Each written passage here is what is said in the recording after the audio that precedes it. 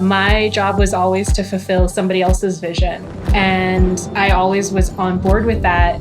My ideas of what I thought was a game that people should play was kind of outside of the norm. When I had the first inklings of the ideas about Neverboard, people just didn't understand what social gaming meant. Neverboard is a social experience about playing board games in virtual reality. I've always been a fan of Board Game Fridays, and it's really about your experience together in that moment and not about the rules and the art and all of those pieces.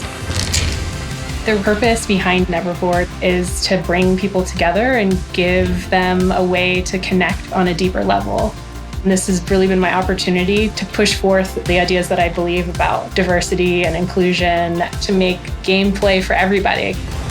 Jasmine having a really strong vision about what Neverboard is really resonated with me. I don't want games to be always super competitive or always male-dominated or always violent. And I think Neverboard is key to doing that. All three of us had a similar passion for what we wanted to accomplish, so the company was born from that. Every week, we come in to our virtual office and have our stand-ups in VR. Our team is comprised of one introvert, one extrovert, and one ambivert.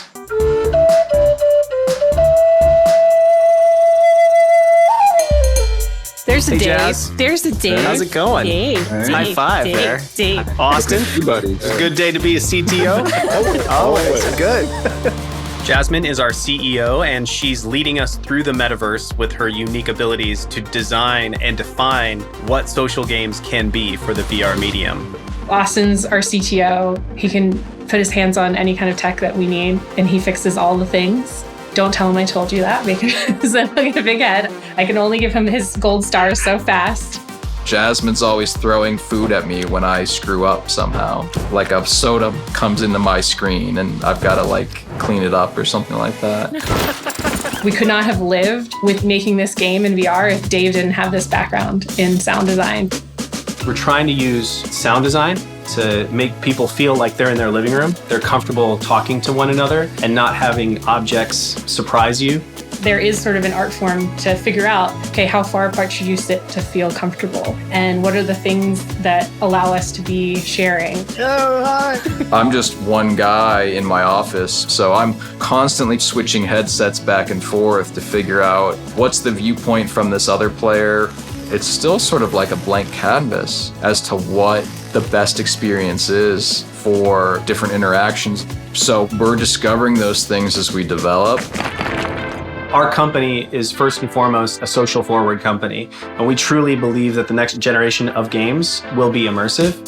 We want to build a lot of games into Neverboard that allow people to be social together. And we have really big ideas of where this can go beyond just playing board games. James Paul Gee said, talking about games is like dancing about architecture. And so this is really hard to sit here and be like, here's what it is. It's like, can I just put you in it? Can I just play with you? Can we go in and can I show you why this is amazing? And then you'll like me even better because we totally have all the pieces. We totally have all the pieces that afterwards you're gonna love me. Yeah, here There it you comes. go, Dave. Heck Feel yeah. like a winner. Feel like a winner. Here we go. This never happens. I'm going to be so happy.